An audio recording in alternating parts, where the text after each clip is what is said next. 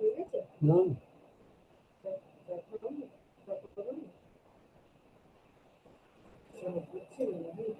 না না এইসব কানেক্ট করতে তো তোরা 6:45 বলেছিল যে শুরু হবে, কিন্তু দেরি হচ্ছে কতগুলো ব্যাপারের জন্য।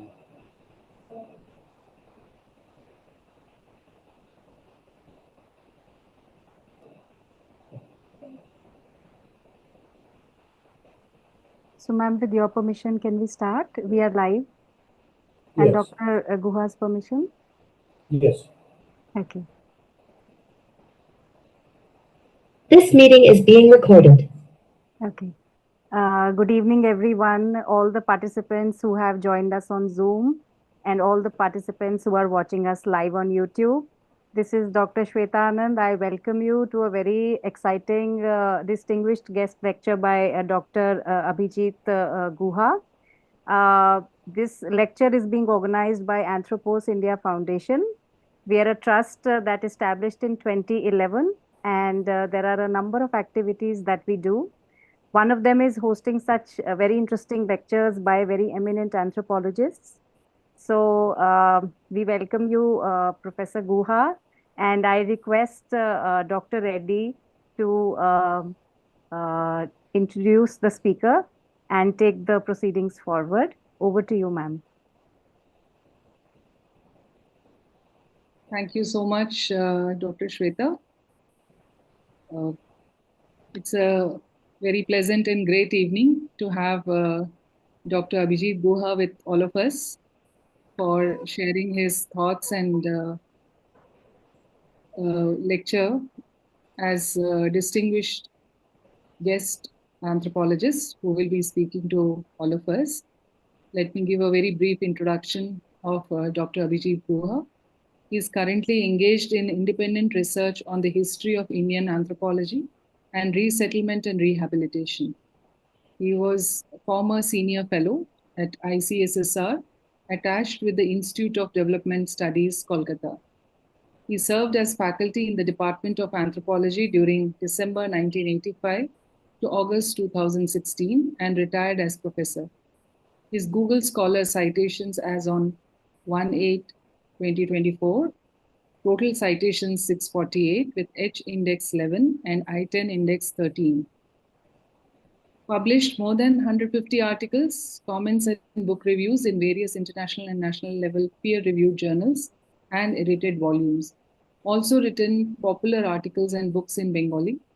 The notable journals in which Dr. Guha has published are Current Anthropology, Population and Development Review, European Journal of Development Research, Anthropological Forum, Economic and Political Weekly, Social Change, South Asian Anthropologist, Indian Anthropologist, Sociological Bulletin, Contemporary Voice of Dalit, Contributions to Indian Sociology, and published, among others, a book, Land, Law, and the Left, the saga of disempowerment of the peasantry in the era of globalization in 2007, New Delhi. Published by Concept Publishing Company. He is also UGC Visiting Fellow at the Department of Sociology, Delhi School of Economics, Delhi University during 29th August to 12th September 2006, and at the Center for Advanced Studies Department of Anthropology, Utkal University, Bhubaneswar. He presented papers in national and international seminars and conferences in India, in UK, Thailand, Italy, and Malaysia. He was invited to give suggestions as an expert on the 2007 Land Acquisition and Resettlement Amendment Bills by the Standing Committee on Rural Development of the Lok Sabha.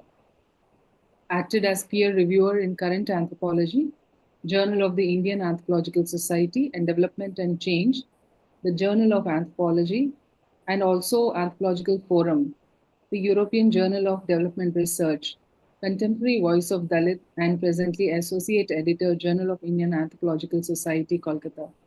He acted as reviewer for Venner and Gren Foundation, USA, for the period of 2020 to 22.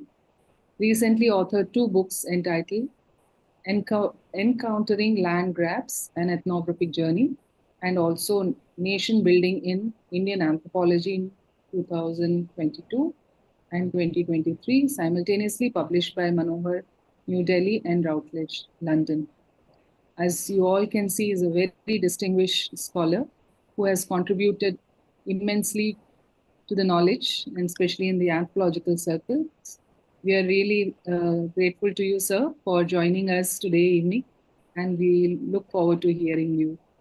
Over to you, sir. Thank you. Thank you, Shurita. Am I audible to all of you? Yes. Okay. Uh, so, the topic of my lecture is, is an exploration into the history of Indian anthropology. Now, as you know, that history could be written from many angles. So, I had chosen my own angle and decided to uh, work on it. And it was very thrilling and challenging when I started to scan the literature. I found that very little uh, uh, explorations, very little uh, amount of writings uh, are found on the history of Indian anthropology. So when I started research on this, uh, it was extremely difficult for me to find any direction from the previous anthropologists who had done work on this. So, almost without any kind of guidance, I started with this. And finally, I came up with many interesting things about uh, which I call nation building in Indian anthropology. Now, you know, nation building is a huge process. And when I scanned the literature on the contributions of anthropologists in nation building, I found almost I found virtually nothing. Economists, political scientists, historians, uh, even linguists, they had contributed. Uh, there are discussions on their contributions in nation building, but there was nothing on anthropology. So it was very curious for me because anthropology, as I was taught at Calcutta University, that it's a very important subject uh, for the welfare and well-being of the human beings, particularly the underprivileged sections of our society. In India, we have a tremendous variety of different kinds of Adivasi populations, which the British administrators classified as tribes, and then there are scheduled castes and various kinds of communities belonging to different religious groups who are in a underprivileged condition. So, what about that? Why the scholars studying nation building or national integration have not yet mentioned about uh, the contribution of the anthropologists? So when I came to the version produced by the anthropologists on this particular topic, I again found a void. So there was almost nothing about the nation building process in India done by the anthropologists. So anthropologists' uh, self-reflection was also negative in this regard. I will come to these later on. But let me narrate a very interesting incident uh, which I encountered while reading a Reader's Digest issue in my younger days. In that issue, a very interesting incident was narrated by the Digest reporter. The incident was that once there was a load shedding, what we call now load shedding. It was a power failure at London City. So when the power failure took place, and it stayed for a few minutes, but several letters were sent to the London Observatory, and most of the letters asked that what are those luminous objects in the sky. So the meteorological survey director chose not to answer each one of them, but he published just a single line in the next day's newspapers, and in that line it was written that those luminous objects in the sky are otherwise known as stars. So that was very interesting because the London people the city people, they could not even see the sky, uh, owing to huge amount of lights and all these kinds of things which surrounded their heads. So this was a very interesting. It was not a joke. It was a real incident, and this incident is very significant for me because when I studied the history of Indian anthropology, uh, I thought that there should have been a power failure in the sky of anthropology in India because unless there is a power failure, we could not see the great stars of Indian anthropology. So, but there had been no power failure as such. We think we are doing quite well. And you look at the anthropologists around us, all of them are very happy doing their own work in their own specialized field. But nobody cares about uh, uh, what did our uh, uh, predecessors had really done uh, for the purpose of building a nation. So this this is the stage. This was the stage on which I embarked on the study of nation building in India. The first thing uh, I can tell you is that when I searched the literature, I found that uh, during the colonial period, during the period of British colonial rule in India, there were many anthropological works. In fact, anthropology in India has a very, very long history. And if you want me to tell about the dates, I would say that it started roughly around with the establishment of the famous Asiatic Society in Kolkata. So the Asiatic Society could be said to be the first uh, research institute, not only in India but also in Asia, where many kinds of anthropological works, that is the cultural diversities, the uh, physical description of the people, etc. These researches were being done uh, uh, by, at the behest of the Asiatic Society scholars. And Asiatic Society was founded by one British philologist named William Jones. He also studied the linguistic variety and linguistic classification uh, of the Indian subcontinent. So, with the starting of Asiatic Society, we find it was established on 15th January 1784. More than 300 years have passed.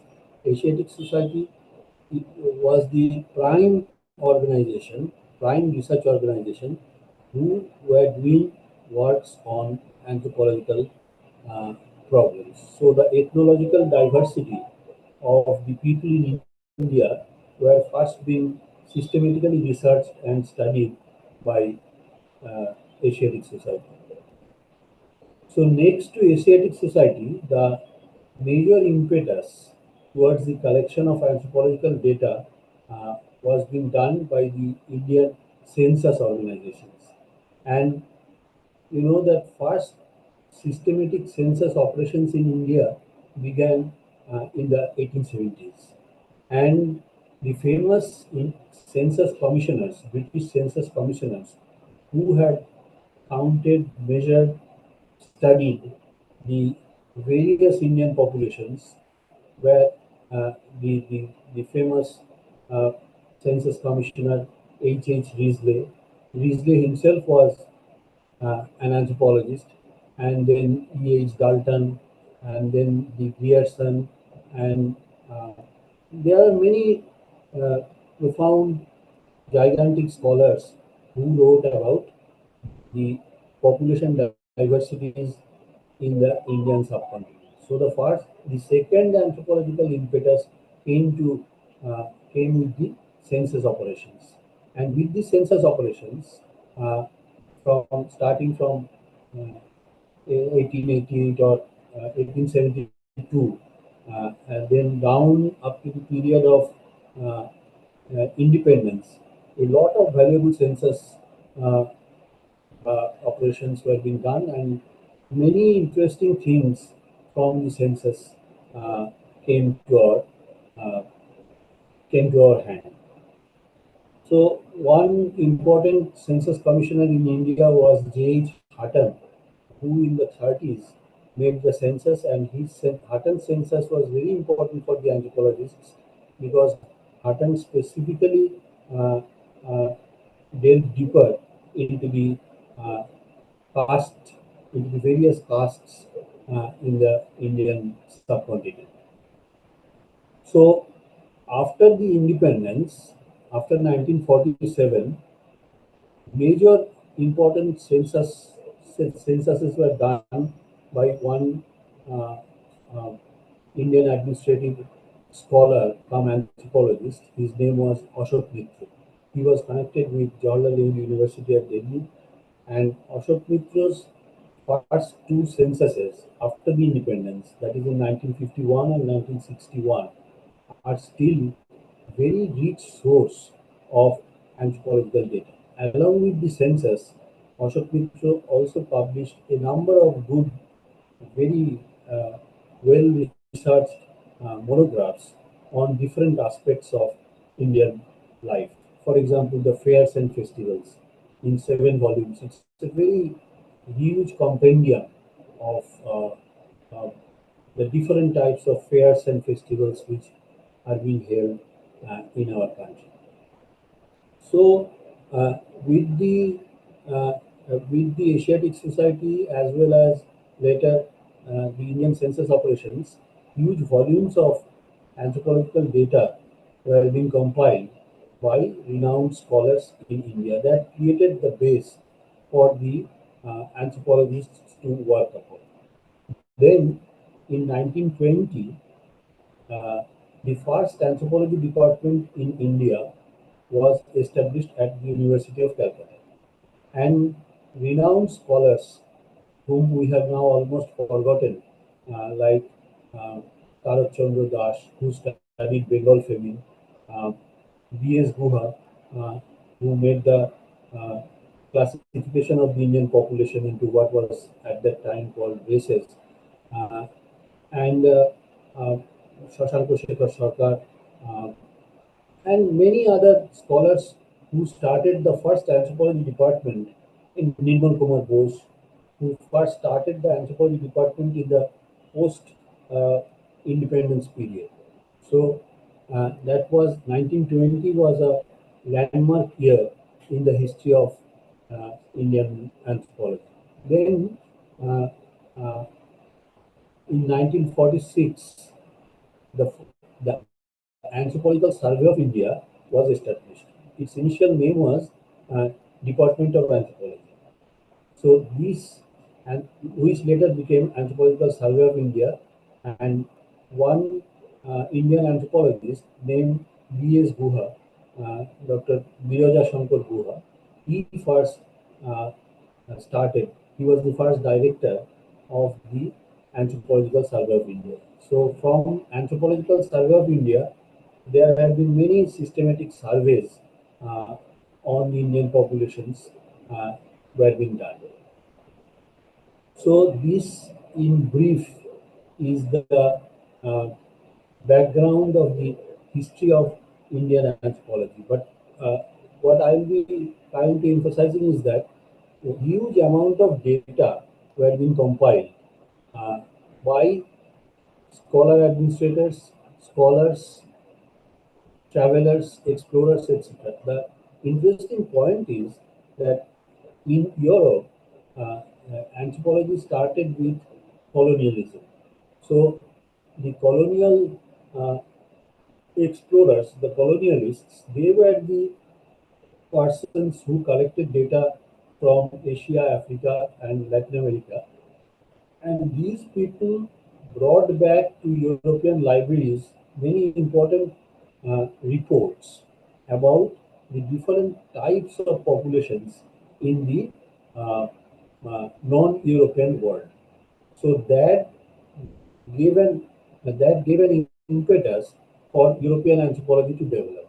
In USA also, the uh, the German immigrants who were settled in USA, they conducted many explorations. For example, Franz Boas conducted many explorations in among the various tribal communities, various indigenous people in the American continent, and in USA also anthropology started uh, uh, around 18 in the uh, late 18th century, and in the 19th century it flourished into several departments in USA were being opened, for example, the Columbia department, the Chicago department, etc. etc.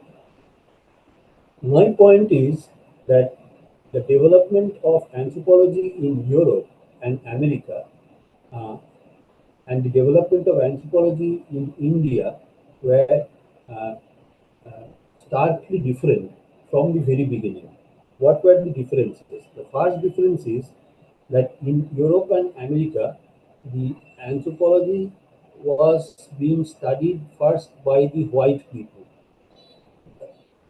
It was the colonial impetus that gave rise to anthropology in uh, Great Britain, France, and other European countries, and also in USA.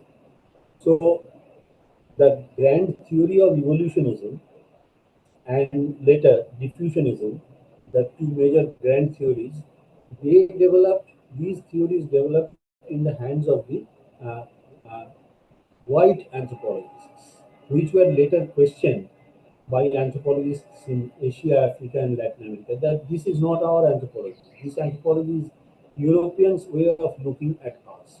So what about ourselves? How do I look? How do we look at ourselves, our countries, our communities, etc., etc.? These questions were raised uh, in various Asian, African, and Latin American countries, and as a result of which, a new kind of anthropology globally started to emerge. This thing also happened in India and much earlier. So, what I would be emphasizing is that Indian anthropology was blamed as a byproduct of British colonialism, and there was also attempt to develop a kind of Hindu anthropology about which I will talk uh, uh, in a later period. But at the same time, what the anthropologists who narrated, uh, although very sketchily, the history of anthropology in India uh, was not complete. It was partial because they looked at Indian anthropology as a colonial byproduct. So my point of departure is that anthropology in India was not only a colonial byproduct. It is true that anthropology developed during the colonial period with the impetus of Asiatic society, Indian census organizations, uh, etc. But anthropology in India uh, also developed certain trends of uh, looking at Indian nation from the anthropological points of view, and not only that, uh, there were important anthropological works that had been done uh, about uh, how to build up our new nation. What are the challenges the new nation is facing just after independence period? So I have found that just after the independence, uh, just before the independence, anthropology in India was, of course, following the British path through census operations and all kinds of things. So it was the colonial path, it is true, but there were at the same time the there was a nationalist trend of anthropology which was emerging. Sadly, the Indian anthropologists themselves, when they looked at, uh, when they gave a self-reflection to their own history, they missed this chapter of uh, nationalist anthropology in India. So the the first event which I would like to point out, the first landmark event, was that the critique of Indian anthropology as a colonial byproduct, not by the European anthropologists. They were happy with their own projects, but by the Indian anthropologists themselves, uh, who viewed Indian anthropology just as a colonial byproduct, and there was nothing original, according to them. I will name those authors one by one. There was nothing original uh, uh, in the works of the Indian anthropologists. So first, I will mention the name of uh, uh, those anthropologists who made a critique of Indian anthropology. So as early as 1952, Nirmal Kumar Bose, a doyen of Indian anthropology, who held many important governmental positions, he was the first uh, uh, tribal commissioner uh, in independent India, and he wrote an article which was published in one of the oldest journals in anthropology, Man in India. Nirmal Kumar Bose's article was significant. Its title was Current Research Projects in Indian Anthropology. So in that article, Bose uh, uh, enumerated uh, the different research projects carried out by Anthropological Survey of India and also anthropology departments at Calcutta, Madras, Lucknow, Delhi, Guwahati, and Osmania universities. Bose's investigation was very exhaustive and was based on written replies from the heads of the aforementioned institutions. After reviewing the overall scenario, Bose concluded that there does not seem to be any problem which Indian anthropologists have made peculiarly their own. Anthropology in our country has, on the whole, followed the tracks beaten by anthropologists in the more powerful countries of the West. What they do, we generally try to repeat on the Indian soil. That was stated by Nirmal Kumar Bose, one of the doyens in Indian anthropology. But Bose, however, ended with the positive note that there were exceptions to the above generalization, and if Indian anthropologists could work independently on Indian problems, there was still sign of hope. Just after 10 years, N.K. Bose published another article, Researches in Indian Anthropology, in the same journal, in which he turned the attention of the readers from applied to certain fundamental problems in anthropology and mentioned about the researches done by the social anthropologists on the persistence of the caste system. Along with this, Bose mentioned the anthropometric surveys carried out by the physical anthropologists at the All India level as another type of fundamental research, and he found young anthropologists at the Anthropological Survey of India as first-class workers. So this was the first critique of Indian anthropology done by Nirmal Kumar Bose. After Bose, his famous student Surajit Sinha, who was my teacher, published a very insightful article in the Journal of the Indian Anthropological Society. He observed that despite considerable growth in research publications and professional human power in social and cultural anthropology during the last 100 years, the Indian anthropologists largely remain dependent on Western and colonial tradition. In continuation of his pertinent examination of the colonial dependence of Indian anthropology, Sinha contributed a full chapter entitled India, a Western Apprentice. The name is very interesting. In a book, Anthropology, Ancestors and Heirs, edited by the Marxist anthropologist Stanley Diamond in 1980. In that article, Sinha discussed the process of naturalization of different strands of Western anthropological tradition and finally ended with a very pessimistic note. According to Sinha, uh, the random efforts at catching up with the latest developments in the West and a general increase in the number of publications will characterize the development of anthropology in India. Trained by both Nirmal Kumar Bose and Tarak Chandra Das, and also at a later stage by Robert Redfield, Sinha was exposed to a wide arena of global and national anthropology.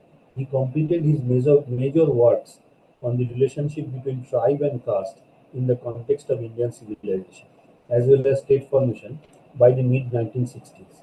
A closer view of his published works revealed that he first presented the critical idea on Indian anthropology in a Wenner-Gren Foundation conference held in New York in 1968.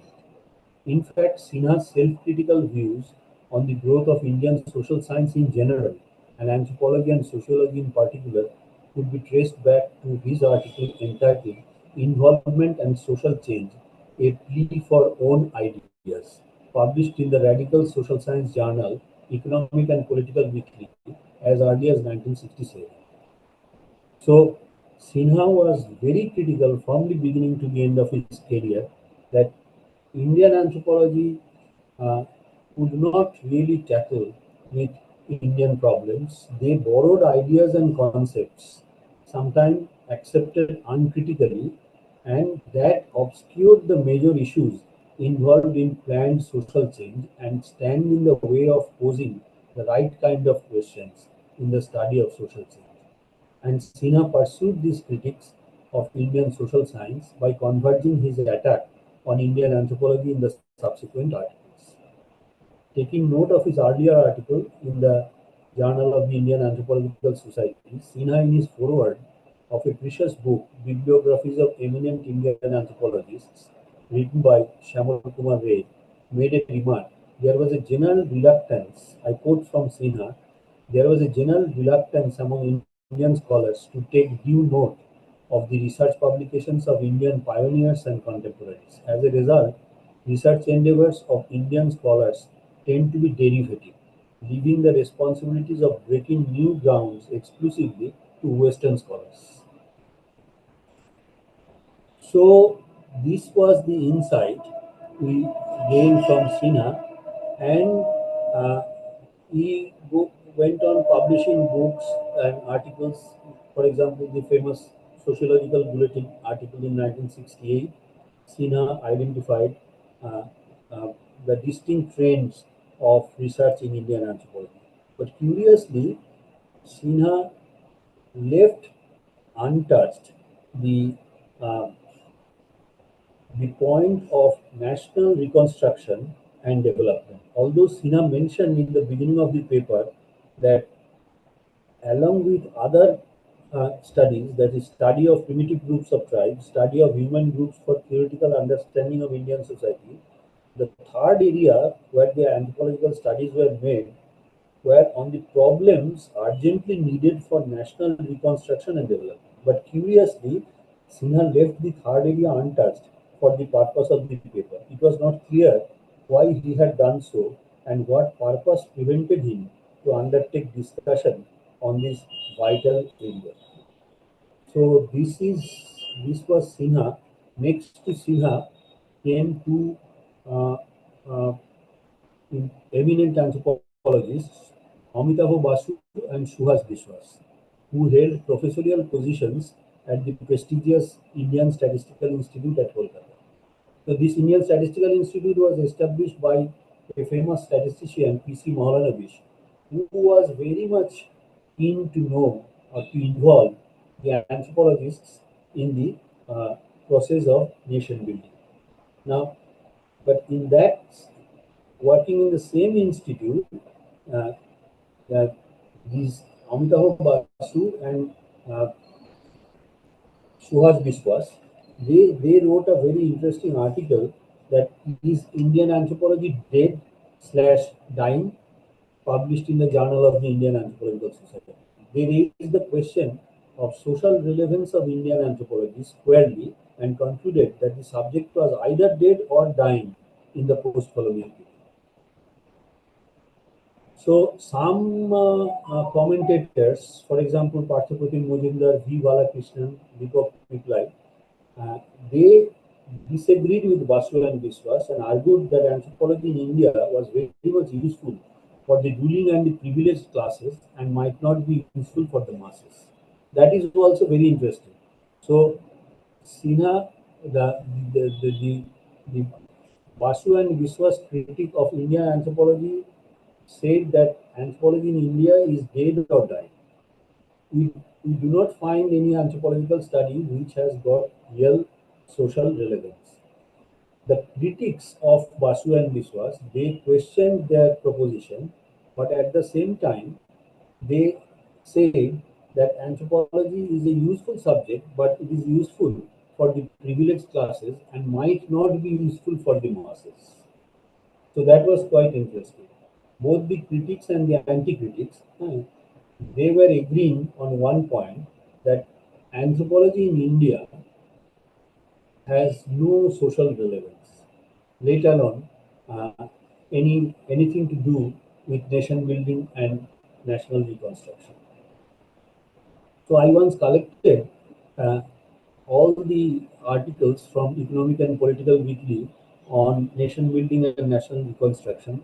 Uh, I found articles from political scientists, from economists, from historians, from linguists, but curiously, there was no article by any Indian anthropologist on nation building and national reconstruction.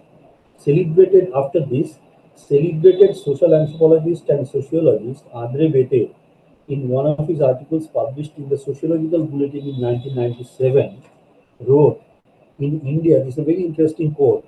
In India, each generation of sociologists, see, have also included the anthropologists, each generation of sociologists seems eager to start its work on a clean slate, with little or no attention to the work done before. And this amnesia about the work of their predecessors is no less distinctive of Indian sociologists than their failure to innovate. So, Bete's critique is very tension critic, and after about 2 decades of Sinha and after uh, uh, Bete also, another anthropologist named Vishwanath Devnath, in his article in the Economic and Political Weekly, castigated Indian anthropologists for failing to evolve their own tradition and blindly following the footsteps of the colonial masters by studying small, isolated, and marginal tribal communities and their process of integration in the mainstream Indian civilization. So almost the same kind of shrill voice on the purported neo-colonial bias in Indian anthropology can be found in the writings of J. Rai Varman, son of B.K. Rai Varman, in 2011 in a mainstream article. A recent article published in the Economic and Political Weekly in 2017, Vivek Kumar, a professor of sociology at Jawaharlal Nehru University, in his article How Egalitarian is Indian Sociology, observed a higher caste bias in Indian sociology and social anthropology. Interestingly, none of these critiques were forwarded by any Western anthropologist or sociologist, and all the critiques were put forward by professionals who earned or are earning their livelihood by practicing sociology and or anthropology in India. That was interesting. And lastly, in a more academic vein, R.P. Srivastava argued in his Economic and Political Weekly article that the dominant discourse among the anthropologists and sociologists on tribal policy in India had changed little from the colonial times to the emergence of nationalism in the early post-independent years. So in summary, the critique, the colonial critique of Indian anthropology, which started with N.K. Bose in 1952, and it continued up to 2017 by Vivek Kumar. And one point of agreement in this critics was throughout this long period was that Indian anthropology, number one, Indian anthropology has little to do with uh, nation building or national reconstruction. And Indian anthropology basically followed the colonial footsteps uh, while building up their own subject. So this is the scenario of the colonial critique. Now I will come to another very interesting uh, theme of my lecture, and this has not also been touched by uh, any sociologist or social anthropologist or anthropologist as such uh, while writing or reflecting on our own history. This I have termed as Hindu anthropology. So don't get surprised with this term, Hindu anthropology. There was a there was a distinct trend of, or there was an attempt to build up a kind of anthropology which I have termed as Hindu anthropology. What is it? Now, it existed on the reverse side of the colonial period. And this view, that is Hindu anthropology, was that there was a distinct tradition of Indian tradition. If you go through the early Sanskritic literature, if you go through, even they went up to Rig Veda. So as early as 1938, one scholar, he was a very eminent scholar, his name was Jogendra Chandra Ghosh. In his article Hindu Anthropology, and it was published in a Calcutta University journal named Anthropological Papers, new series number 5 of the University of Calcutta, tried to show that before 6th century BC, the Hindus innovated various measurements on human body and its parts, which in European terms may be called anthropometry, an important branch of physical anthropology. Ghosh began his article by saying anthropology is one of the modern progressive sciences. Anthropometry and ethnology are the two important branches of this science. We shall here give some facts to show that the Hindus had their anthropometry and ethnology from a very early period. That was interesting. Ghosh further pointed out that the earliest record of those anthropometric measurements was found in Sushruta Samhita, a medical treatise written by the ancient Hindus. He also held that the ancient Hindus had their own notion of ethnology, and its first expression was found in Rig Veda, in which races, within quote, were classified on the basis of their skin color, a subject matter taken up by later day European anthropologists. Suffice it to say that Ghosh was hinting at the fact that racial theory became a major theme in later day Western anthropology.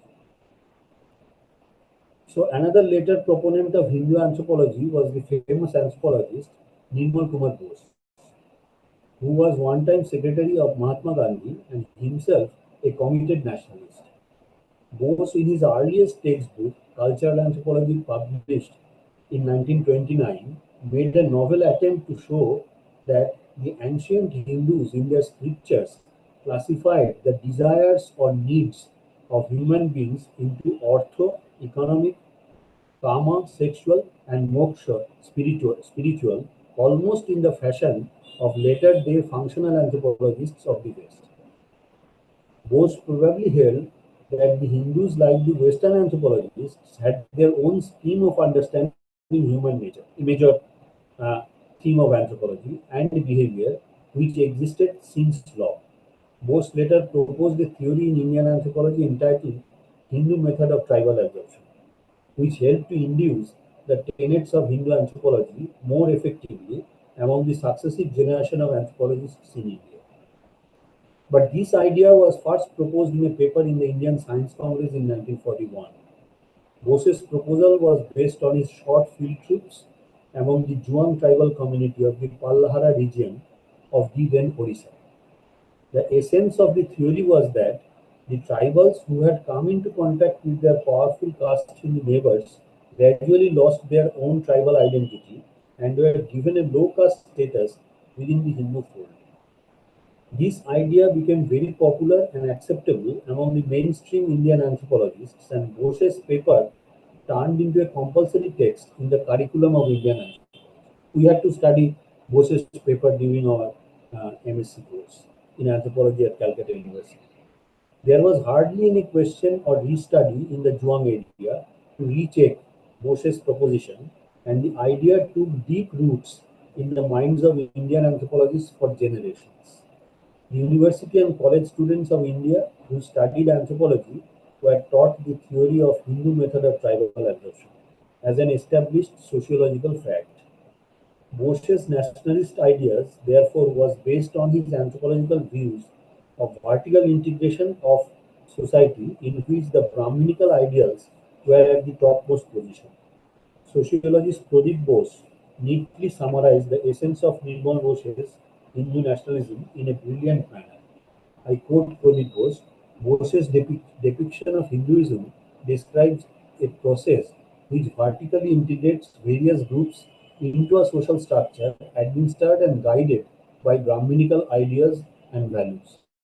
The same vision of absorptive power of Hinduism explains his argument that tribes were successfully assimilated into the Hindu fold in a way Bose, like early Orientalist writers, projected Indian social history as essentially the history of Hinduism or of the assimilation of non-Hindu groups into Hindu society. Therefore, under Bose's scheme, Hinduization of the tribes was accepted as an obvious and inevitable process, which also helped to overlook any possibility of protest by the tribes against the Brahminical imposition in any form. It also helped to hide the exploitation and subjugation of the tribes by the Hindus.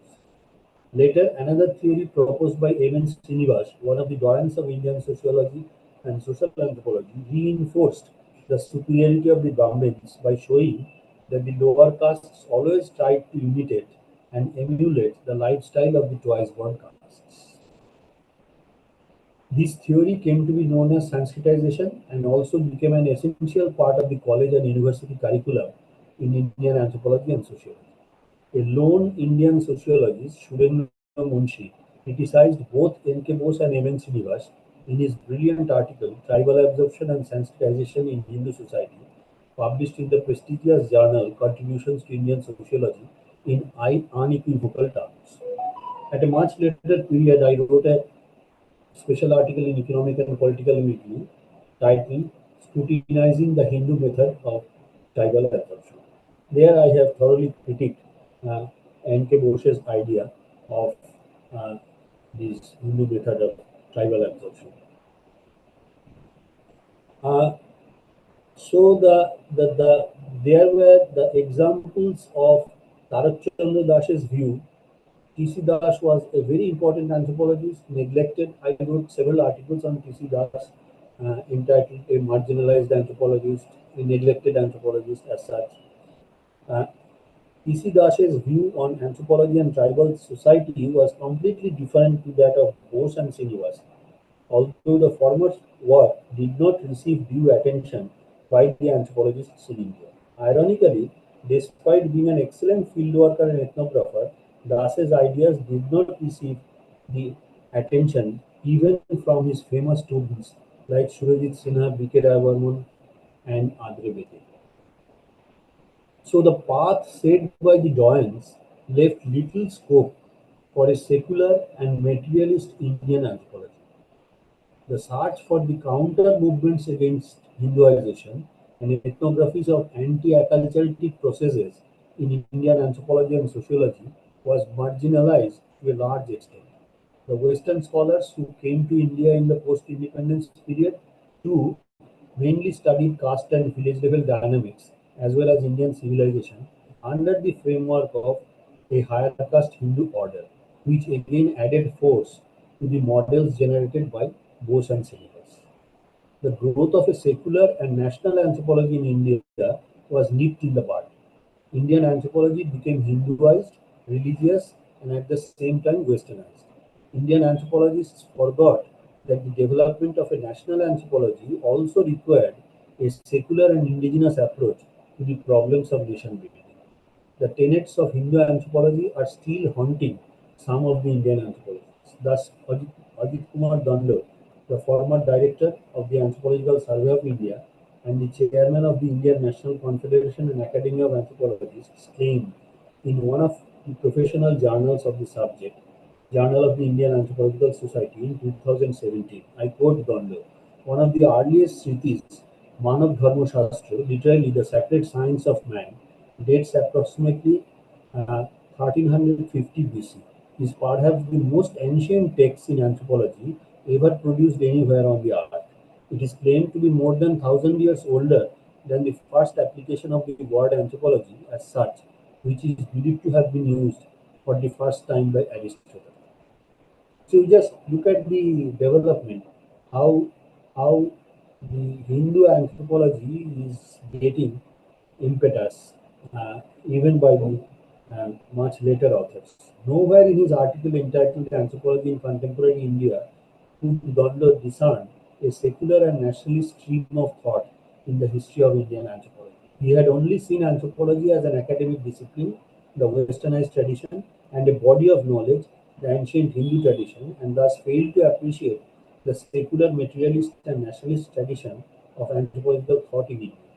Suffice it to say that in his body of knowledge type of anthropology, there was hardly any place for the Adivashis, the Dalits, and the Lokayata traditions of thought.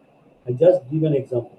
The monumental work entitled Lokayata, a study of ancient Indian materialism, published in 1959 from People's Publishing House, New Delhi, written by the famous Marxist philosopher Devi Prasad Chattopadhyay, did not find a mention in Dondo's long text on Indian philosophy. Dondo, however, unlike his predecessor Jagannath Chandra Ghosh, did not use the term Hindu anthropology, but his intention was clear, which was to push an upper caste and Sanskritic tradition of thought in the academia under the cover of anthropology as a body of knowledge. So I conclude this section with the following statement. The dominant discourse in Indian anthropology was saturated with a higher caste Hindu ideology by the idea of Hindu method of tribal absorption proposed by M.K. Bose in the 1940s in such a way that nobody questioned the nature of the data collected by Bose himself, which by any standard stood on methodologically unsound foundations. The then ethnographic discourse generated by Das that recorded the counter processes of de-Hinduization and maintenance of ethnic identity by the economically and socially subjugated marginal tribes was largely put into oblivion and overlooked by the anthropologists in India. The critics of Indian anthropology, Bose, Sinha, Basu, Bete, and Devnath, and the proponents of Hindu anthropology, Ghosh, Bose, and Donder, ignored the materialistic, socially committed, secular, and nationalist trends of Indian anthropology, which was growing in the hands of some remarkable anthropologists before and after independence of the country. The critics have only followed the smart way to criticize the pioneers instead of studying the socially committed works of the latter, and this was one of the reasons that Indian anthropologists failed to honor their nationalist predecessors and depended more on the wisdom of the Western scholars. At best, the critics have only paid lip service to those nationalist pioneers of the discipline.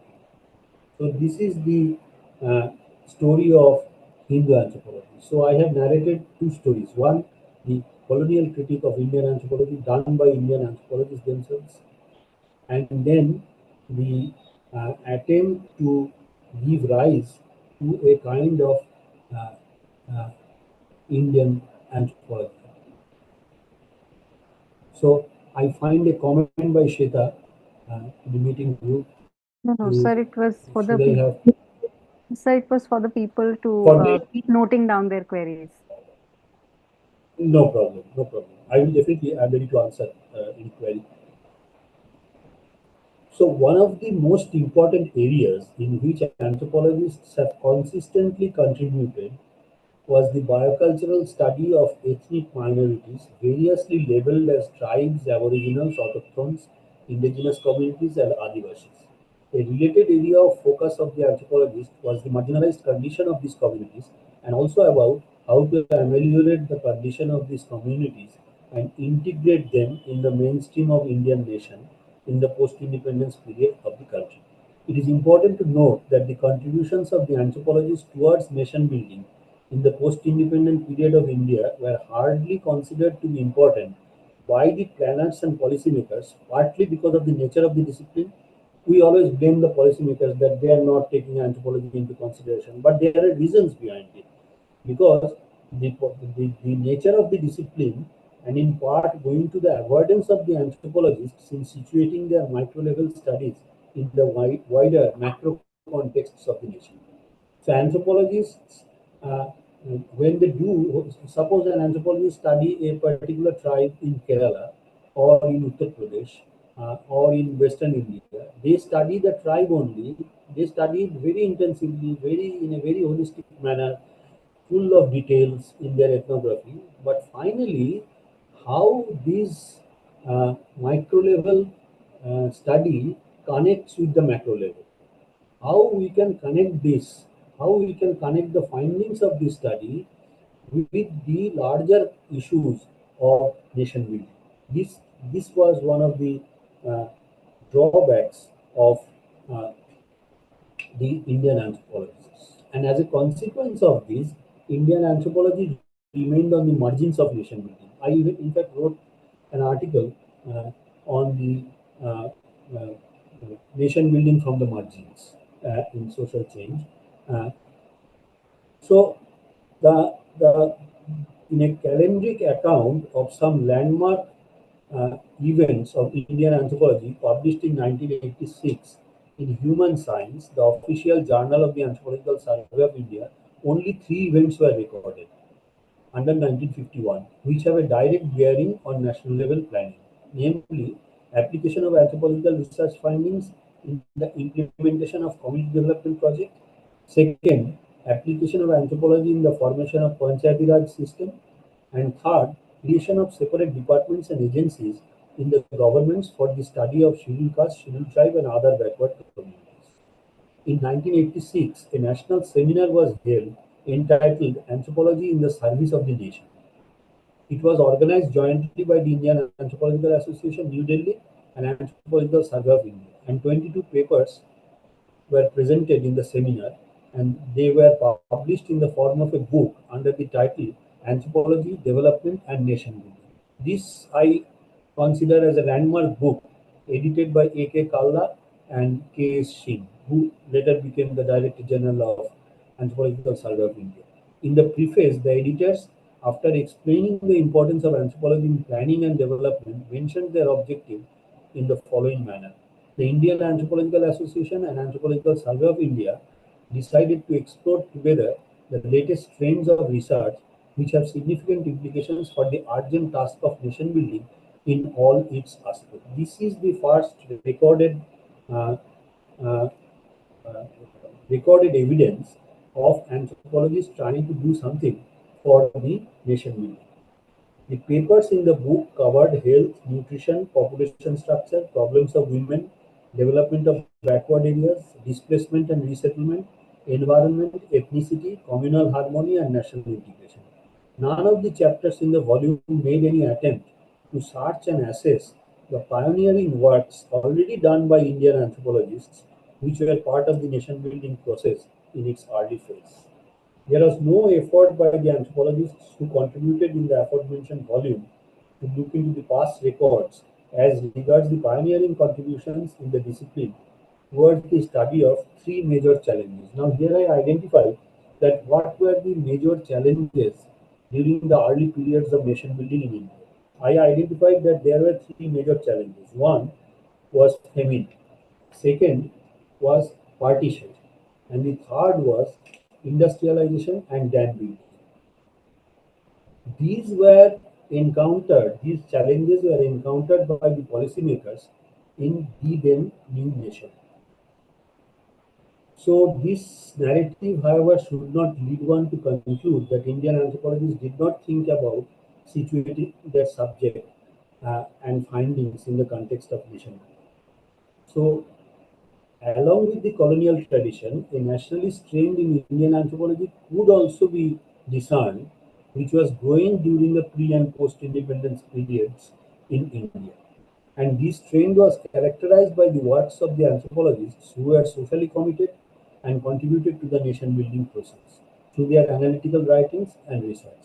These anthropologists learned the methodology of the discipline from the West, but did not become blind followers of Europe and America, and they also did not want to derive their anthropology from the religious scriptures of ancient Hindus. Instead, they visualized an Indian character of anthropology, which, according to them, could be used in nation building, a task which finally could not develop into full maturity by their own successors. Let me exemplify. In 1938, the same year in which Developmental Ghosh wrote the article Hindu Anthropology in a Calcutta University journal, one of the founding fathers of Indian anthropology, Sharat Chandra Roy, wrote an article entitled An Indian Outlook of Anthropology in Man, the Journal of the Royal Anthropological Institute of Great Britain and Ireland. This article can be regarded as one of the pioneering ones in the nationalist tradition of Indian anthropology because in this article, Roy not only critically evaluated the major theories developed in the then Western anthropology, like evolutionism, diffusionism, functionalism, etc., with much skepticism, but he also made a novel attempt to synthesize the ideas of ancient Indian philosophers with Western anthropological concepts. So, according to Roy, the essence of Indian thought lay in the subjective process of sympathetic immersion with other cultures and societies. And this could be combined with the objective approach of Western anthropology. I quote Roy: thus, the objective methods of investigation of cultural data have to be helped out not only by historical imagination and a background of historical and geographical facts, but also by a subjective process of self-forgetting, absorption or meditation, and intuition born of sympathetic immersion in and self-identification with the society and investigation. Society under investigation.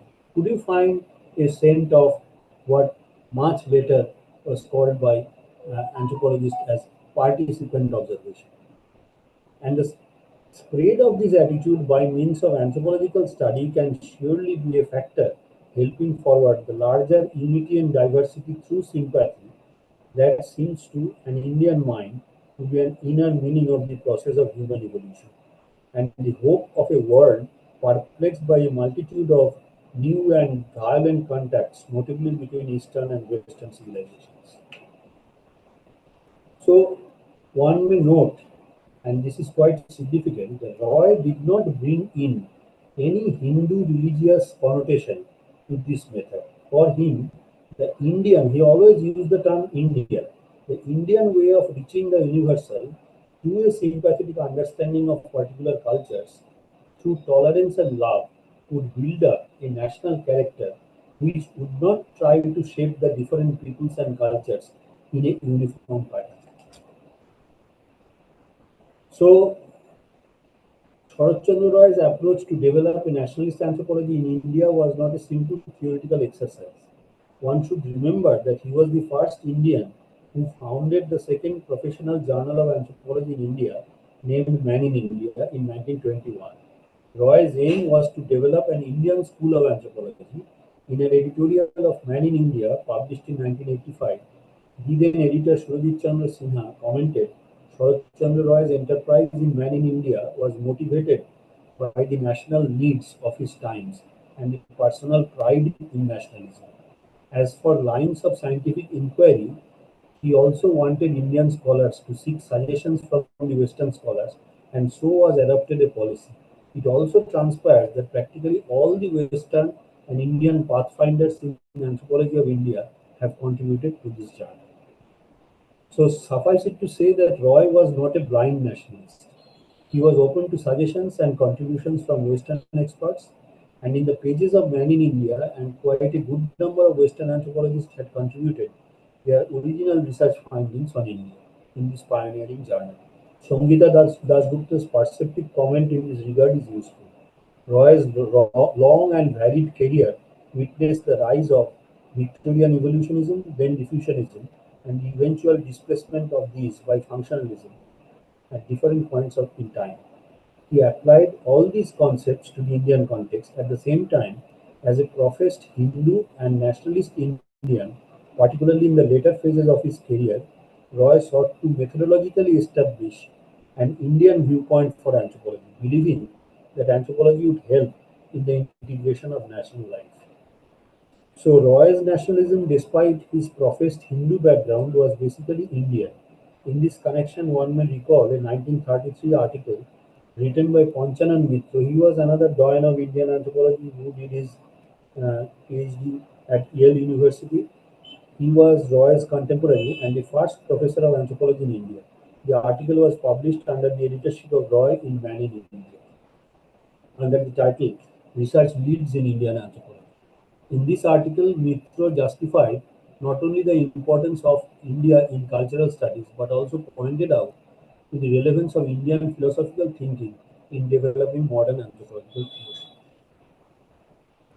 So, uh, this is the early beginning of, we can say, the early beginning of Indian anthropology uh, by these pioneers, S.C. Roy and Panchanan Mitra. So, as now I come down much later, as early as 1941, Tarak Chandra Das, in his presidential address in the anthropology section of the Indian Science Congress, dealt with the application of anthropology in almost all important sectors of a modern nation, namely trade, industry, agriculture, legislation, education, social service, and administration. This was a very unique Science Congress address uh, because in no Science Congress uh, address on anthropology, this kind of attempt was made. And the message concerning the role of anthropologists in nation building delivered by T.C. Das was carried forward by Shashank Shekhar Sarkar, another doyen of Indian anthropology, again from the University of Calcutta, and he was a biological anthropologist. His presidential address in anthropology section was entitled "The Place of Human Biology in Anthropology and Its Utility in the Service of the Nation." It was delivered in 1951 in the Indian Science Congress and later published in Made in India. In the lecture, Sarkar mentioned Das's strong recommendation towards turning the Widow Remarriage Act from a permissive to a coercive one in the interest of national welfare.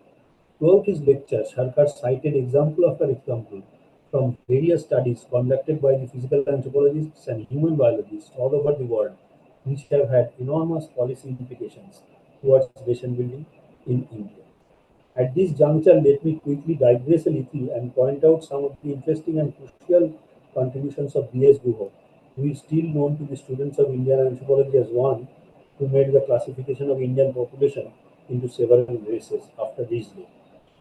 Guha's vision on the role of social sciences in nation building has so far been largely overlooked. No one reads this paper of Guha, uh, both the critics of Indian anthropology and its admirers. I will just take one writing of Guha now. This is a short essay entitled "The Role of Social Sciences in Nation Building," published in Sociological Bulletin in 1958. The second piece is a book titled "Studies in Social Tensions Among the Refugees from Eastern Pakistan," first published in 1954 and then in 1959 by the Government of India. So I will not go into the details of what Guha found in that article. I have uploaded his full book in academia.edu and the interested readers may look at those things. So as I was saying that I have identified three major challenges uh, faced by the uh, newly independent India. And these challenges were focused towards the displacement and resettlement of populations caused by famine, partition of the country on religious grounds during independence, and industrialization and dam building by the state in the initial years of mega planning under the first and second 5-year plans. All the three events, that is famine, partition, and mega development efforts, were inseparable from nation building, and policymakers needed anthropological advocacy and insight to deal with the problems arising out of displacement caused by partition and mega development efforts. Definitely, the anthropological interventions in these mega events of nation building were minuscule in proportion to the nationwide magnitude of those episodes. But in terms of the intensive nature and quality of micro-level findings, the anthropological studies on refugee resettlement and rehabilitation of development caused displacement, uh, displaced persons offer a new area around the discourse on nationalism, so far untouched by historians, economists, and political scientists. How the suggestions and recommendations of the anthropologists were adopted by the policymakers in these cases is a different issue which is not within the ambit of this lecture. So, I find five important works. One is Bengal Famine, written by Tarak Chandra Das in 1940. It was published in 1949. It has a tremendous implication for nation building. Then resettlement of East Pakistan refugees in Andaman Islands. And quite a good number of refugees were resettled in Andaman Islands. And an anthropologist at his very younger age, and he was Shwedit Chandra Sinha, he was sent to survey this by the government of West Bengal. Sinha came up with a very intensive report on the resettlement of refugees, the problems faced by them, and the solutions offered.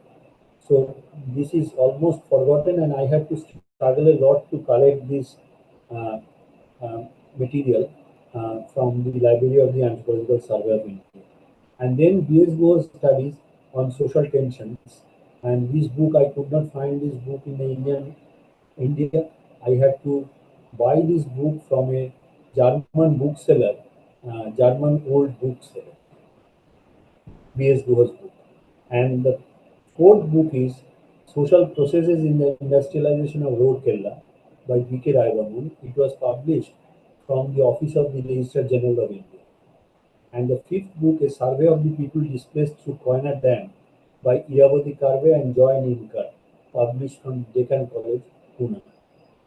Now, I will end up my lecture by saying that the first common feature of these anthropological studies was that, except the study done by P.C. Das on Bengal famine, all of them were commissioned and sponsored either by the central or the state government of independent India, which engaged anthropologists on matters related to displacement and resettlement.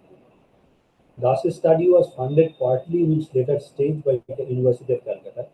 The second feature of these studies was that they were not specifically directed to any particular ethnic minority or community.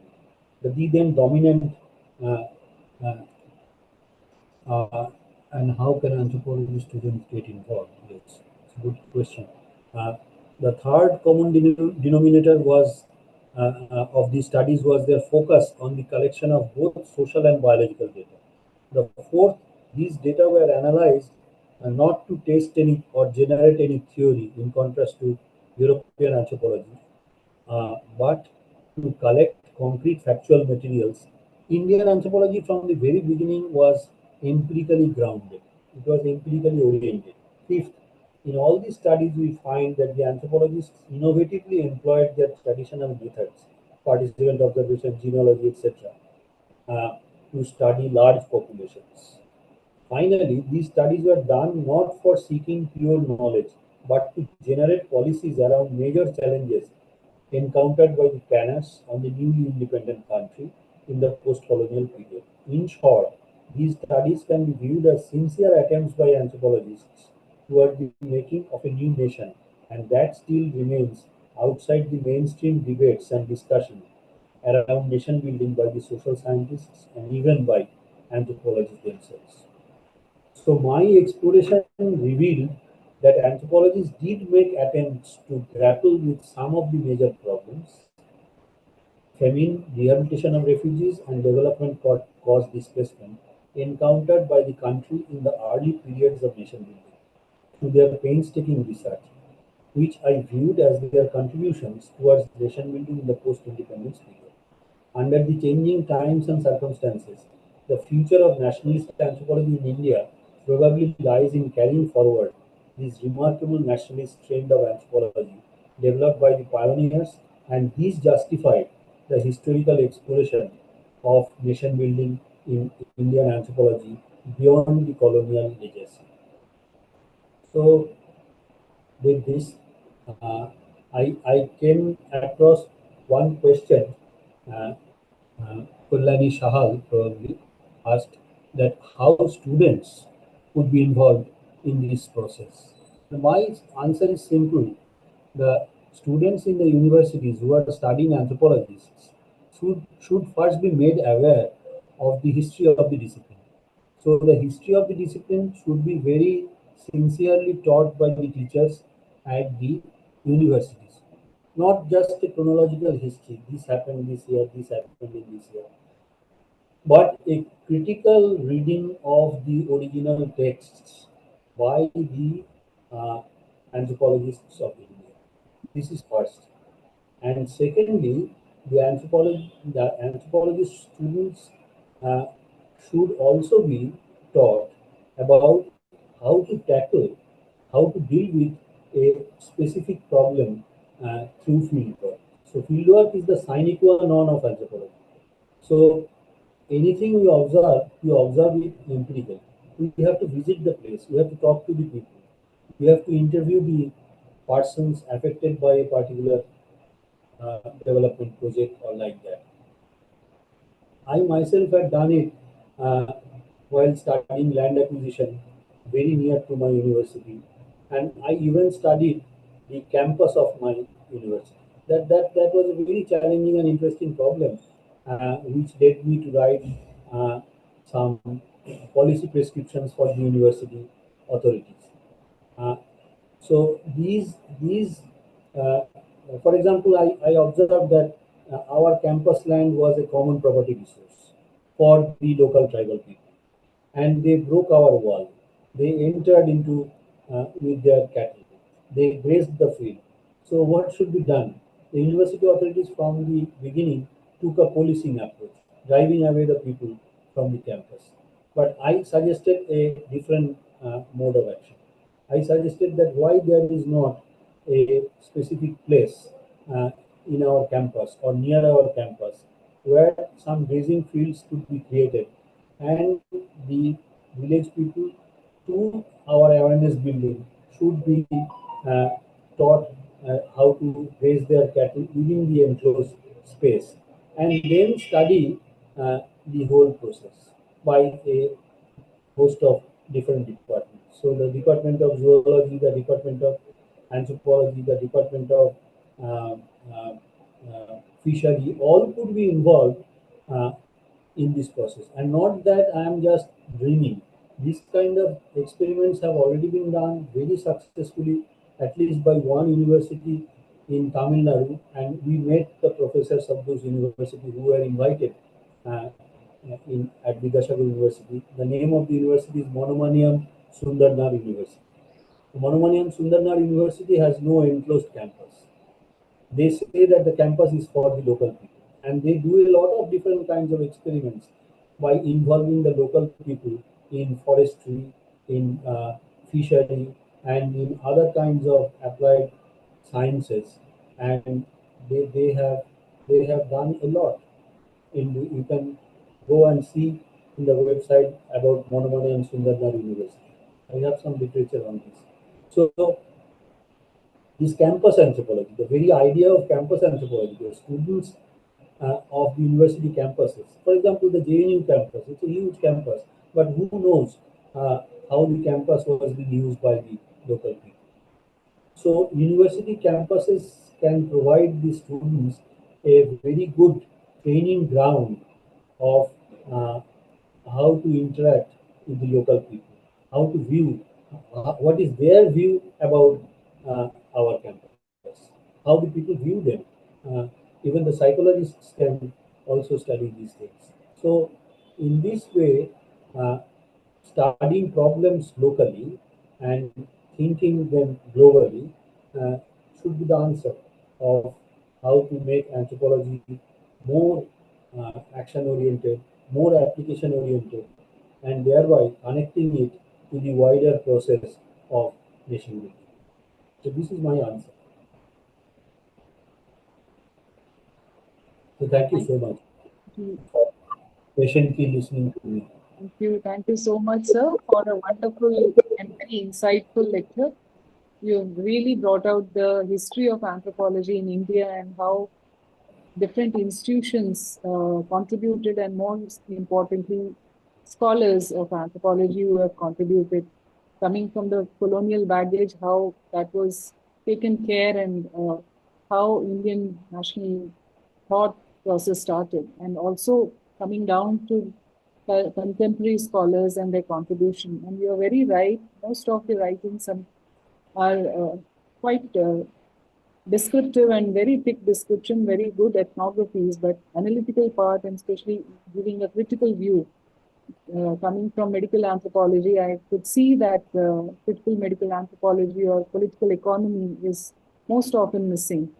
And rightly said that there are a lot of criticism towards anthropology and anthropologists not contributing to nation building. And many times we have also seen how we are not really, responding to the criticism which comes from the other disciplines also on time. So that adds to the marginalization of the discipline itself. And also looking at the strengths which you have highlighted, the discipline as such, I mean, such good strengths and how it can be harnessed, especially by the younger generation. And one cannot get away without understanding the history by reading the original text. I think that's a very important message which you have shared with all of us. And I'm really glad that we had a couple of very senior scholars, anthropologists who attended this workshop along with the young scholars. Debashish Devnathji is here, Professor Uta is here, and also we had, I think, Anthropos sir. And there are a couple of questions which our scholars have posed. If I can read out for you, sir, maybe you can respond one after the other. So the first question by Harini is, first of all, complimenting, extremely glad to be part of your insightful lecture as a student from Department of Anthropology. My question is, what are some necessary requirements for an efficient fieldwork experience? Fieldwork being the hallmark of anthropology as such. How do we make it efficient, and especially, as you said, addressing the contemporary challenges and also social problems? So that is one question. Shall I ask a couple of questions? Should I answer it immediately? Yeah, that would be.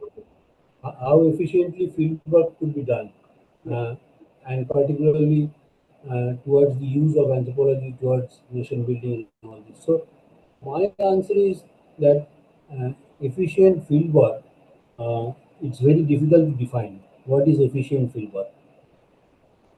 How I learned fieldwork is my story.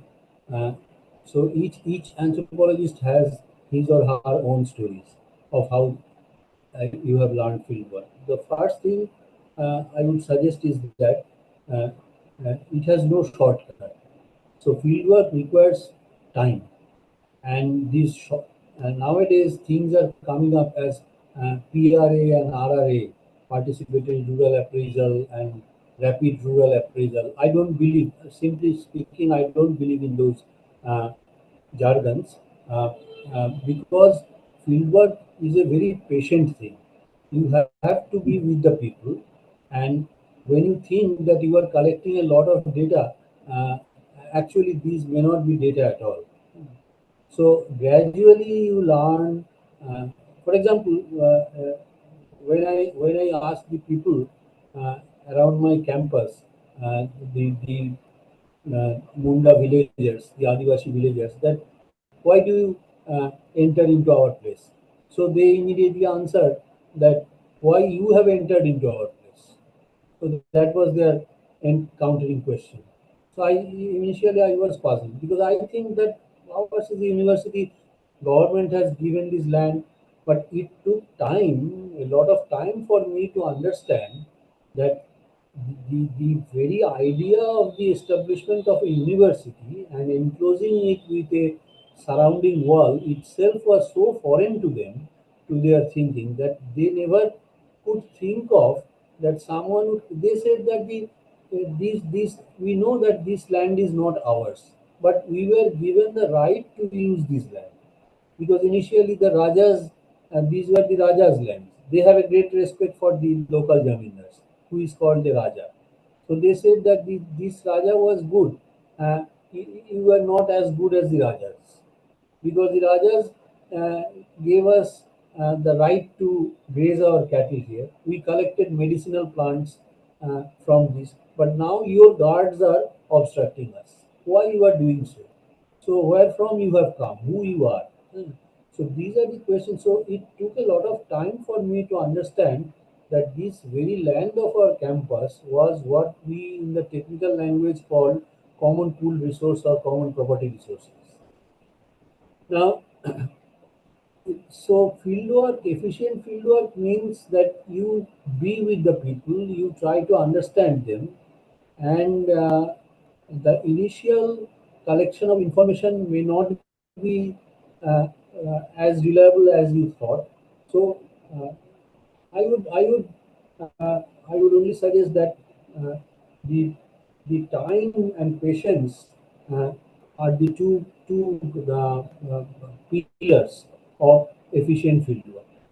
Uh, because uh, what how far intelligent you may be, but your it takes time for you to get into the culture of others.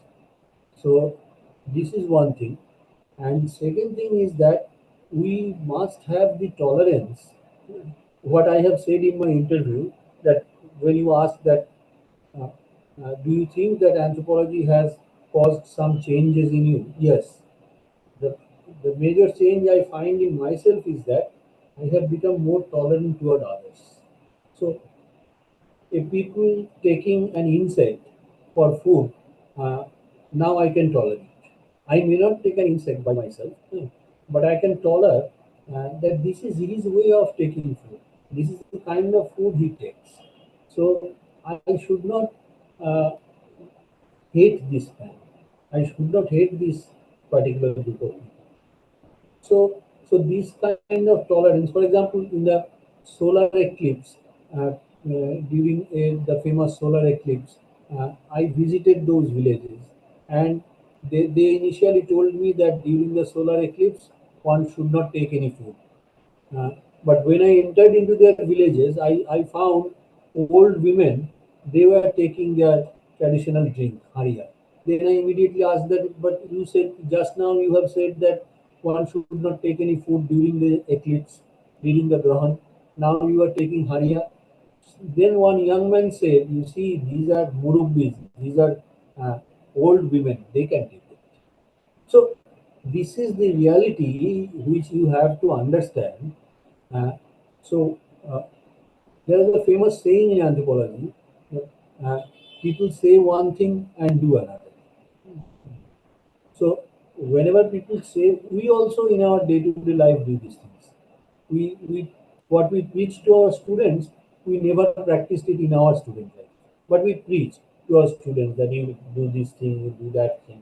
We never think that we never did these things in our own childhood. So this is the way one should, uh, and it's a time-taking process. Fieldwork uh, develops tolerance within you. Fieldwork uh, uh, gives you patience, and you need patience to do field work. Sometimes you spend days without having anything in your hand. So don't think that you didn't get anything. You have got something. Uh, and another important thing is that, which is a very technical thing, that every field worker should keep a detailed daily diary. That is very, very important. Most of the time, whenever I have taken students to our for training field work, I checked each of them's diaries. So have you kept your diary? So in that diary, you express yourself. You not only note down what you have done today, but you also express yourself, your personal feelings, your emotions, your angers, etc. That should have a record, because after 15 days you forget everything. So so alertness and keeping records of what you are observing every day, and don't trust your memory too much. Sometimes we trust our memory. I have a very good memory, I can remember. No, not at all. Your memory may not be as good as uh, Malinowski's memory, but Malinowski also kept a diary. In fact, his diary was published, and that became a famous book, a diary in the strict sense of the term. The students should read Malinowski's diary. Then Thank next you, sir. question. Yeah, thank you very much. Ram Babu says that in Central University, Hyderabad, where he studies, this course should have been there, maybe a paper on what you spoke just now. Another question by Nirupama saying that how we can use anthropology now in this next phase of nation building. And what is it about anthropologists that their insight should be considered during this enormous task? Would you repeat the question again? How can we use anthropology now in this next phase of nation building? And how anthropologists, with their insights, should be considered for this enormous task? Okay. So my reaction is that I do not really understand what Nirupama meant by saying next phase of nation building.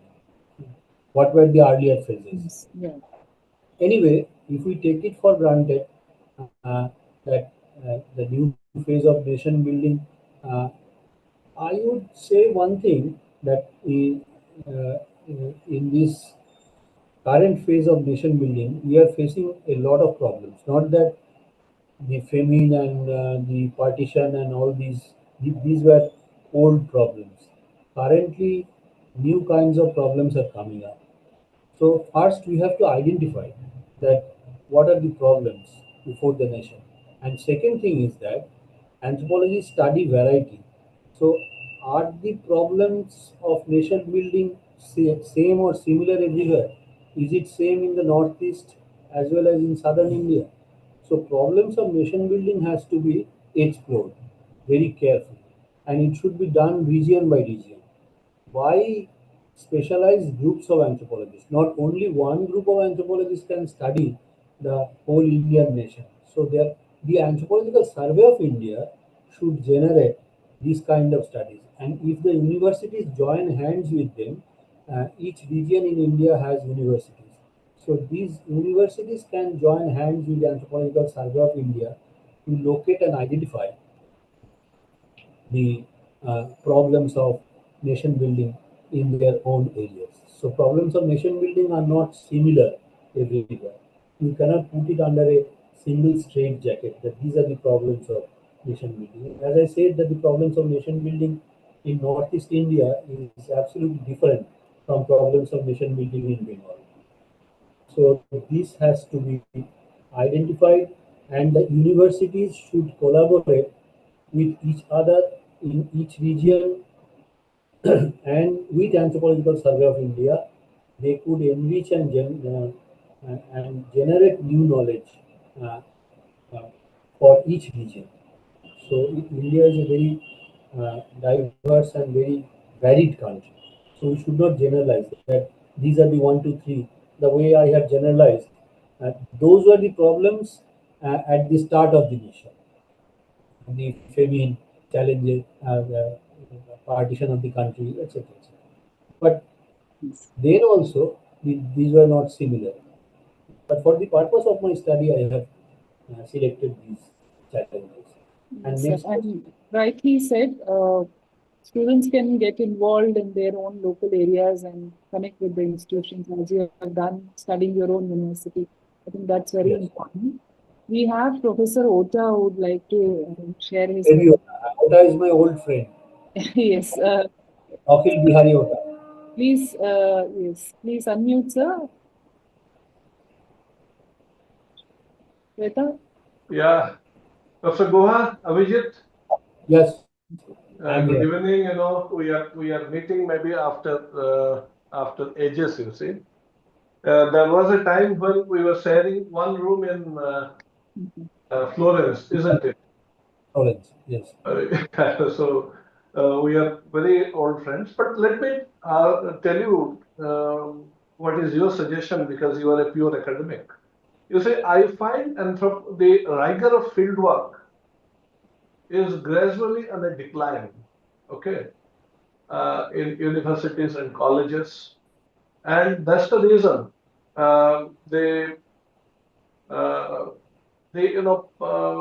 people going to the field, staying with them, may not be like Malinowski and others, but then the rigor is at its um, lowest ever level and it is on a decline. How,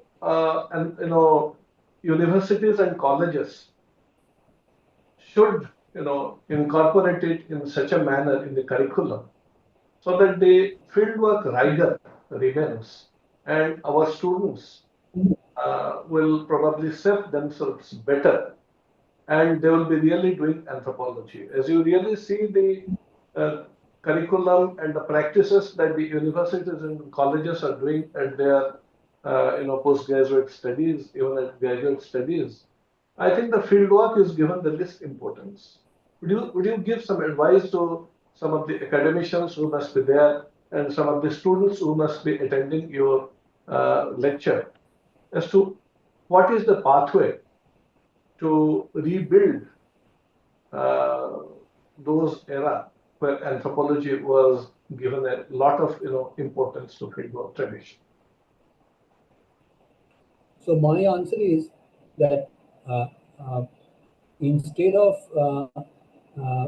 of following the classical practice of going to a particular place, camping over there for some days, and then taking the census, and after that take data down through genealogy, etc. This is the classical method. The classical method of fieldwork uh, uh, should not be given up. But now, what we can do to popularize fieldwork is to engage the students in some short-term observation in your locality, in your nearby places. For example, one student may be given an assignment of observing the uh, customers in a shopping mall. Just observation, not any talk, anything else. So you just observe some customers in a shopping mall, how are they behaving, how they are interacting with the people, and uh, and write a short report, 2 page, 3 page report on this. So uh, I could not remember one American anthropologist. He wrote a book on research methods. There, uh, he gave an example of street ethnography. So, what is street ethnography? Street ethnography is you travel through the street in a certain area, not very long. You walk over there up and down for some time and record what you have seen. You saw a beggar, you saw a very quickly passing person, you saw some couples quarreling with each other, and all kinds of things, what you have observed within that section of the street. And you repeat your observation for say 2 days or 3 days. What are the changes? Is there any changes? Is there a new thing you have observed? Then you write a short report on it. So seeing things through your own eyes for a shorter period of time uh, at places where uh, it is easier to visit, easier to. This is one way uh, uh, uh, of popularizing uh, fieldwork among the students. Then I think one can do another kind of thing, studying our own classmates. So if the students, if one student is given the assignment that you interview your classmates about the problems they are facing regarding studying anthropology or anything else. So that student may go interview that what are the problems you are facing, why you are facing this teacher unintelligible, etc., etc. So this could be very critical for the teachers as well and for the students also. I do not know how far they will open their mouth, uh, but as a kind of exercise, they could be given this kind of problems. Actually, you see, okay, problems are there. Uh, when we shared the room in a Florence hotel, we also observed many things. I personally, when you were under high fever, one day I observed through the windows that two people were fighting with each other, literally fighting with each other. So why they were fighting, what ultimately happened, what caused them fighting, I could not really understand, but I saw their behavior, gesture, posture, etc. Now, if you ask me to write a description of this now, it would be very difficult for me to uh, write that description. In fact, I tried in Bengali to write about my uh, tours for the purposes of attending seminars in various parts of the world. So I came up with a Bengali book and I gave its name Kache Dure, that is nearer home and away from home. It contains some travelogues of uh, going to several places in the world and also in our country. So that book became very popular. Uh, uh, so without knowing anthropology, without knowing that this is ethnography I am doing, travel ethnography, uh, a lot of non-anthropologists have shown a lot of interest, and they are now asking me, "Will you no more write uh, your travel accounts and all this? You are going to many places. Why don't you write?"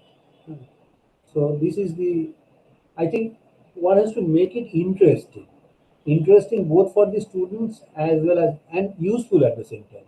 So, but first of all, you should find interest. Why did I study my campus? Because I found interest in it, not that it became useful for me first. In no way it was useful. In fact, uh, it was not taken very well by my university authorities. That why I am going to the Munda villages and asking them that what problems you are facing with the university, etc. But when I came up with a paper, the university authorities said, "Well, oh, this is a paper you presented it in." Uh, Australia, etc. Then they, so this is their way of looking at studying university. But my way of studying university was different. And in one IUAS Congress, there was a session by a medical anthropologist, Victoria Barbank. She floated a topic, a session, accidental anthropologist. Yeah. Accidental anthropology. So many different varieties of papers were presented. For example, I could remember one British anthropologist. He presented his paper on what was his experience of taking his son to judo classes, to swimming clubs, to other places. So he just narrated this experience, and by way of uh, describing this, he became an anthropologist. So the theme was how you become an anthropologist accidentally, not by any purpose. So I presented my paper on campus anthropology, but I never knew that I would be writing an anthropological treatise on my own university campus. Initially, it was just a pastime. When I return from my university, I talk to the people, I see what the people are doing. Sometimes my sons got bored. That why do you ask these people these questions? They are encroachers. So I said that no, they think that we are encroachers into their land. So this process of actually anthropology is a process of knowing us through the study of others. So we study others not only to know themselves but also to know ourselves. That is important. So once this is realized, then it would be more interesting. Thank you. So thank you so much for a very insightful response to Professor Ota. Thank you, Professor Ota, for raising an important. I must thank Abhijit. I am very happy to see my old friend again. Many things are coming to my memories. Are you staying in Kolkata? No, I stay about in Midnapur, Okay. Medinipur. How far it is from Kolkata? It's about 130 kilometers from Calcutta. I'm going for 15 days. I'll get in touch with you. Sure. Maybe Sure. I'm aligned at your place. Okay. Please come, please come. I visited your museum I know. in Rome. Huh? I know. Excellent museum. You So have built up. yeah, we're very happy to see two old friends meeting on this Yeah, platform. we are very old friends. Yeah. Thank you, sir. There's a question, more so a remark that Bamde, he's an anthropologist from Nepal, and his concerns are that current trajectory of anthropological scholarship, it seems that discipline today is moving away from classical traditions of extended fieldwork, in-depth ethnographic research, and value of ethic descriptions. Increasingly, anthropologists appear to be less focused on building long-term relationships with the communities they study, and more research seems dominated by armchair anthropologists and parachute ethnographers. How do you view these changes in the perception of practices of present-day anthropologists? Do you think this shift is real? If so, what might this mean for the future of anthropology, particularly for the role of ethnography, long-term fieldwork, and thick descriptions? Do you see this as a challenge to the discipline? Yes, I fully agree. It's a challenge, but uh, challenges have to be faced. Challenges have to be encountered. So it is true that uh, uh, doing thick description is easier said than done, because description is not a very easy thing, and not all good field workers could describe thickly. One may be a good field worker. So two kinds of things are involved. One is doing a good field work, and the second is writing a good ethnographic report. Sometimes this is found in one individual, sometimes this is not found. Some anthropologists are very good at fieldwork, write good reports, but they cannot really write what we know as the famous thick description by Clifford Geertz and uh, anthropologists like him. So I would say that the university curriculum should be designed in such a fashion that the anthropology students have a good command over language, and the command over language is very important. And for this reason, uh, reading of texts, reading of original texts are very necessary. So not only that the standard of fieldwork is declining, not only people are no more interested in taking long-term fieldwork, people are also not interested to study a whole book. So it is not always true that doing fieldwork is the only thing in anthropology, only nirvana in anthropology. One has to read good books also. One has to read, for example, the classical writings. One has to read Argonauts of the Western Pacific. And uh, second thing is that nowadays anthropology has transformed into how fieldwork can be combined with archival information. So we should join hands with the historians and learn how to really scan through the archives and what are the important sources of the archives. When I started my work on land acquisition, I depended initially on fieldwork. I visited those villages. I collected a lot of data from the persons affected by land acquisition and got displaced from their land for the establishment of industry. I thought that I have collected a lot of empirical information. But then I found that a lot of data also exists for me in the archives. For example, when I asked the people, you got 50,000 rupees as compensation. You are not satisfied with it. Well, but do you know how your compensation was being calculated? They said, no, sir, we do not know it. Really, we want to know how my compensation was calculated, how the administration could arrive at 50,000 rupees. It could have been more, it could have been less.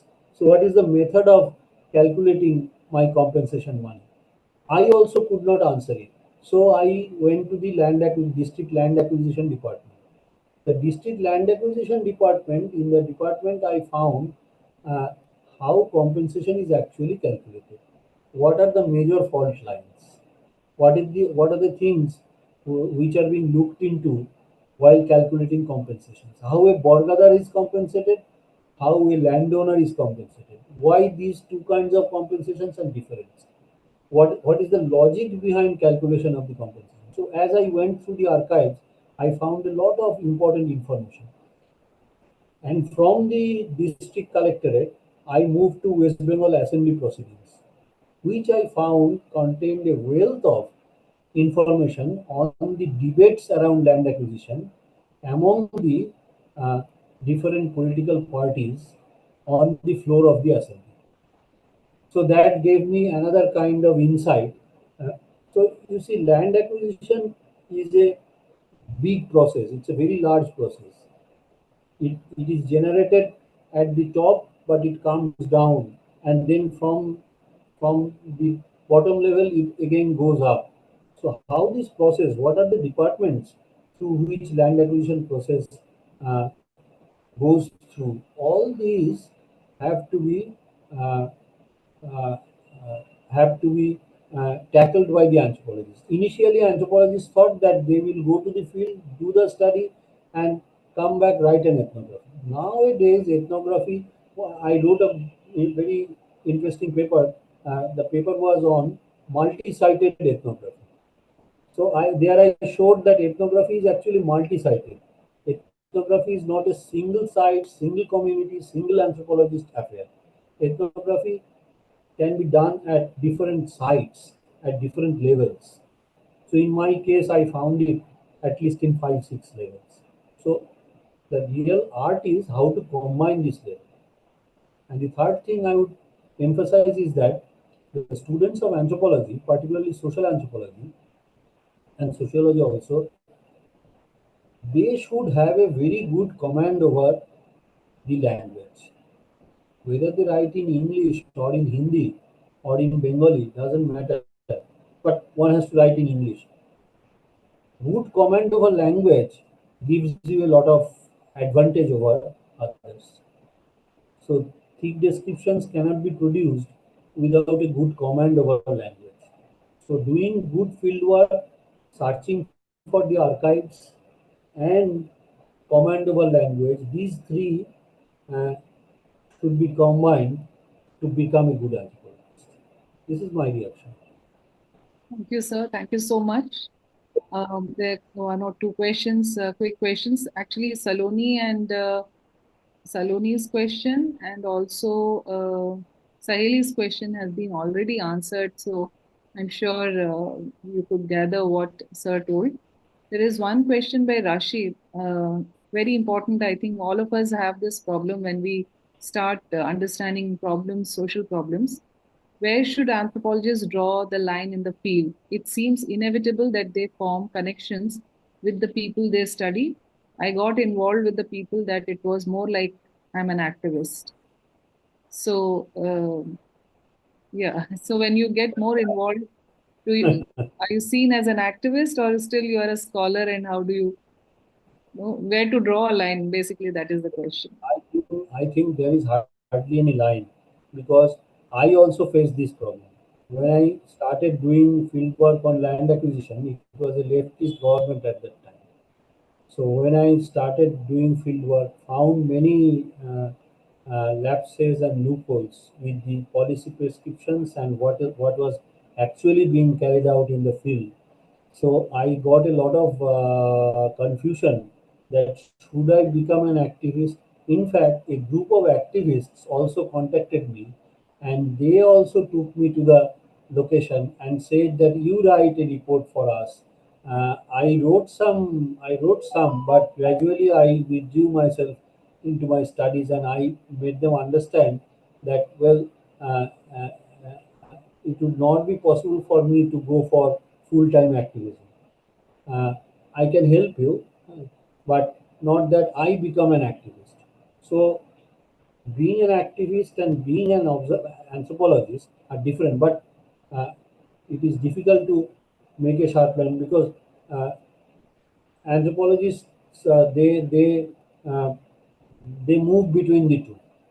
They move between the two. There are, of course, some anthropologists who call themselves pure anthropologists. They will never go. But nowadays, it becomes very, very difficult for one to become uh, particularly in a subject like anthropology. You can do physics, you can do chemistry, uh, but doing anthropology is dealing with people's problems, trying to understand their uh, problems. Then how can you separate yourself? But involving oneself in the problem doesn't mean that you have to become an activist. One can help the activists. Uh, Sometimes one can go against the activist also. Sometimes you see that the activists are not doing the right kind of things according to your perception. Then you have to engage in debate with the activists as well. I also faced this uh, with Association for the Protection of Democratic Rights. They were a bunch of activists. So I was a participant in their movement initial stage, but later on I gradually withdrew and drawn more into my scholarly studies. I do not know whether one day I may join activists. I do not know. I cannot predict. Yeah, thank you so much, sir. It was such an engaging session. I'm sure all the young scholars and also our seniors got a So, lot of insights. In fact, Professor Guha's writings are in our e-resource, and I must appreciate his been like sharing all his articles and books to be kept in the repository so that young scholars can get access sure. to it. I'm very So, happy to. thank you I so will much, share sir. my Yeah. work. All of you can see e-resources, and Professor Abhijit Guha's articles and books are all there. You can always read anytime. And I would, there's one more, I think. Yeah. So, right, Irfan says, I cannot stop myself from being an activist in the field, even No if I'm problem. an anthropologist. You can go on. I You can go observe, on. write, and advocate for people whom I study. It usually depends on the research problem, I think. And absolutely, you're correct, Irfan. I mean, what is the point of understanding and learning? So we need to express ourselves, and that's a good sign of a good scholar also. Definitely. So thank you so much, sir. It's been really inspiring, and I'm sure now all our young scholars will start reading original texts. It's wonderful to again go back in this digital age, and Yeah. You we are doing a lot for more than a decade. You have kept the flag up, and I will be all with you, thank and you, sir. I will try to contribute as much as possible. And Thank you so much, sir. We can have a quick group photograph if all of you can share, open your video if that's possible. A quick photograph, and then we would like to say thanks to sir, and I'll hand it over to you, Shweta. Yes, some more cameras to be switched on. I request you to please kindly switch on your cameras. We'll click a nice pic. I hope all of you have seen our newsletter where Professor Guha's interview is also there and his book, and you have heard him today. I'm sure you've got enough material to read and got interested in sir's work. So all of you take out time and go through his research, and you'll get a lot of insights into it. Thank you so much. I think that's the audience we have. Some on camera, some behind. Doesn't matter. So that's nice. Thank you so much. Over to you, Shweta. Okay, so I would like to formally thank Sir Guha sir for sparing time for us and preparing so much for this lecture and for the interview in the newsletter. You have thoroughly enriched not just the newsletter but also this evening was so engaging. I am from a non-anthropology background, but I find myself to be an accidental anthropologist myself, being from the field of journalism. I relate to the street ethnography as well, so you have demystified this subject for non-anthropologists like me. At least some inroads have been made. So I really, really thank you. I'm very grateful for bringing up the post-colonial perspective. I think we also shared this earlier that the branches cannot grow without staying connected to the roots. So thank you so much, sir. Thank you so much, Ota sir, Debashish sir. Thank you so much, everyone, for staying on right till the end. And we'll keep you posted with such interesting lectures and join our WhatsApp group. You'll get all the notifications. Thank you and good night. Thank you.